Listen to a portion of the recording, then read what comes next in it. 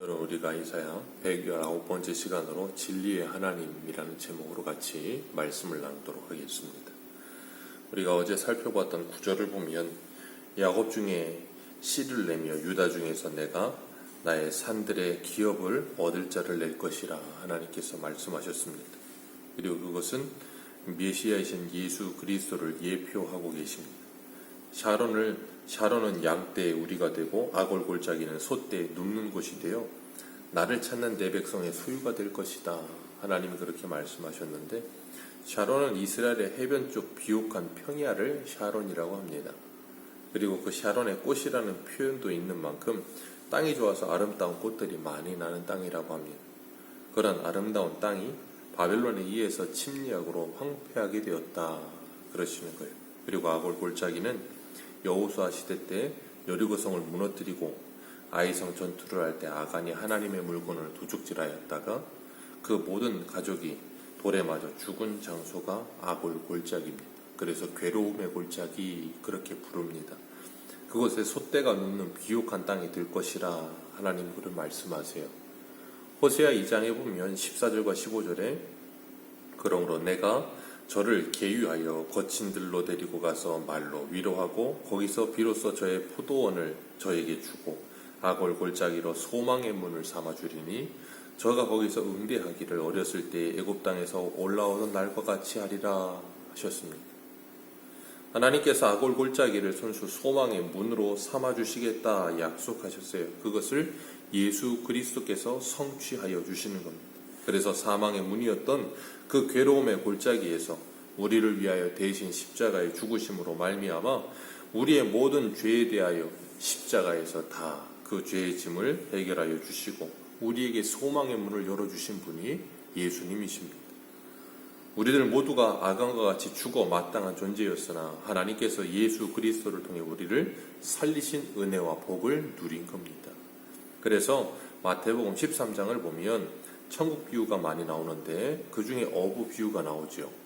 어부가 그물을 던져 물고기를 많이 잡았는데 그 물고기를 잡아들이고 나서 좋은 것과 그리고 못된 것을 나눈다 그랬어요. 그래서 좋은 것은 그릇에 담고 못된 것은 내버린다 그렇게 말씀하시면서 그 해석하시기를 의인과 악인을 갈라내어 악인은 풀무에 던져 넣으리니 이를 갈미 있으리라 그렇게 말씀하세요.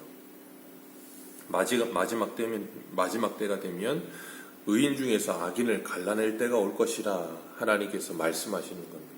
그래서 이 알곡과 가라지에서도 주님께서 제자들이 가라지를 뽑을까요? 할 때 뽑지 말라 그러세요. 알곡이 다칠까 하니까 내버려둬라. 마지막에 추수할 때 다 갈라낼 것이다. 그렇게 말씀하셨어요.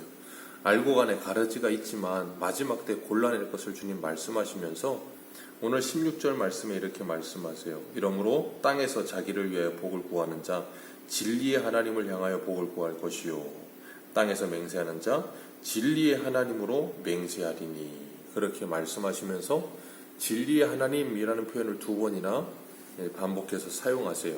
진리의 하나님께서 자기의 언약에 신실하게 그 일, 알곡과 가라지를 갈라내는 일을 하나님의 언약대로 하실 것이다 라고 말씀하시는 거예요. 그렇기 때문에 우리는 그 진리의 하나님을 바라보는 것이 복이라 말씀하시는 거고 13절에 우리 같이 한번 읽습니다. 13절입니다. 시작. 이러므로 주 여호와께서 이와 같이 말씀하시리니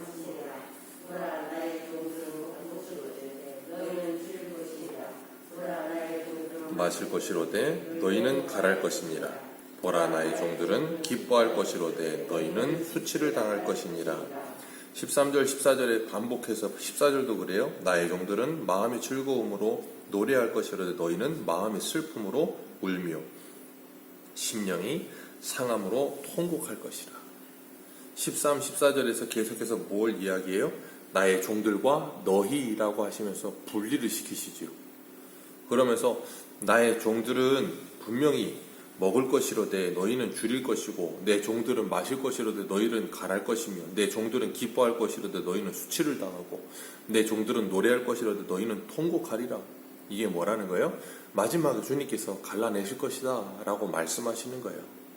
그리고 우리가 출애굽할 때도 하나님께서 애굽에 10가지 재앙을 내리실 때 우리가 잘 봅니다. 첫 번째 피, 개구리, 이, 거기까지는 하나님께서 애굽 전역에 다 재앙을 내리셨어요. 근데 네 번째 파리 재앙 때부터는 하나님께서 애굽과 고센 땅, 이스라엘 백성들이 있는 고센 땅을 구별하셨어요. 그리고 하나님의 애굽 바로에게 말씀하시기를 내 백성과 바로 너의 백성이라고 분명히 갈라내세요. 그러시면서 하나님께서 하나님 되심을 나타내시는 걸 우리가 출애굽할 때 10가지 재앙을 통해서 봅니다. 13절에도 보면 나의 종들, 그들이 누구예요? 하나님께서 어제 살펴봤던 8절과 9절에 하나님이 남기신 자들, 하나님이 남기신 자들이 바로 나의 종들이다. 그리고 너희들은 누구를 말하냐면 여호와를 잃어버리고 성산을 잊어버리고 갓과 문에게 우상 숭배하는 자들, 너희들을 하나님이 심판하실 것이다. 하나님께서 그렇게 분명히 말씀하시는 거예요. 세상과 교회를 구별하시고 그리고 교회 안에 알곡과 가라지를 구별하시고 하나님께서 그것이 베드로 전서에 보면 교회 안에서부터 성전 안에서부터 그것이 일어날 것이다 라고 말씀하셨거든요. 그렇기 때문에 하나님께서 아무리 불러도 돌아오지 않는 패역한 백성들, 우리가 그들을 볼 때 뭘 하는가 하면 우리가 완전히 다 알지는 못하지만 유기된 자들일 수 있겠구나 하는 걸 알아요. 끝까지 복음을 전하는데 끝까지 그 복음을 거부하는 자들, 끝까지 복음을 거부하고 죽을 때 우리는 뭐 어떻게 알 수 있는가 하면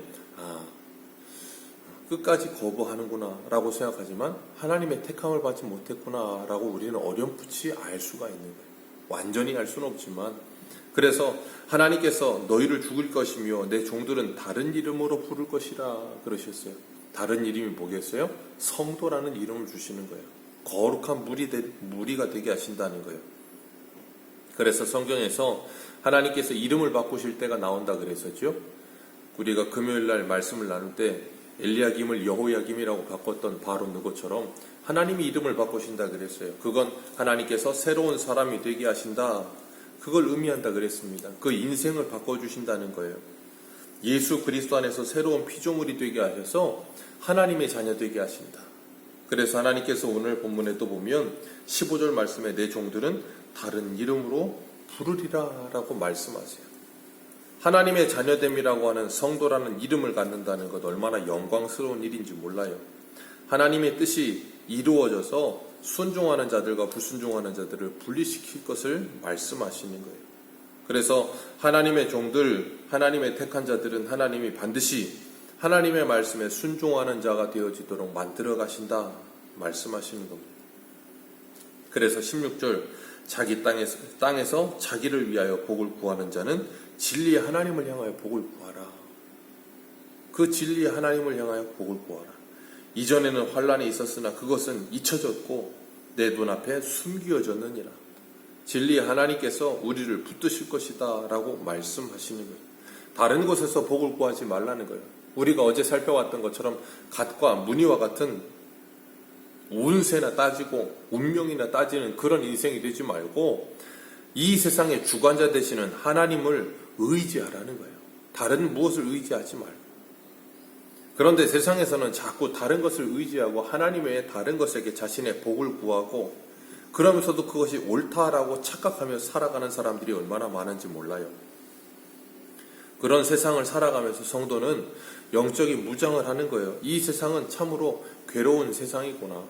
하나님만 의지하지 않는 인생들은 끊임없이 하나님만을 의지하는 인생들을 괴롭게 하는구나. 아합이 엘리야를 향하여 뭐라 그럽니까? 너는 나를 괴롭게 하는 자로다. 너는 나라를 망하게 하는 자로다. 그렇게 말을 해요, 아합이. 근데 엘리야가 뭐라 그래요? 내가 아니고 너다 그러잖아요.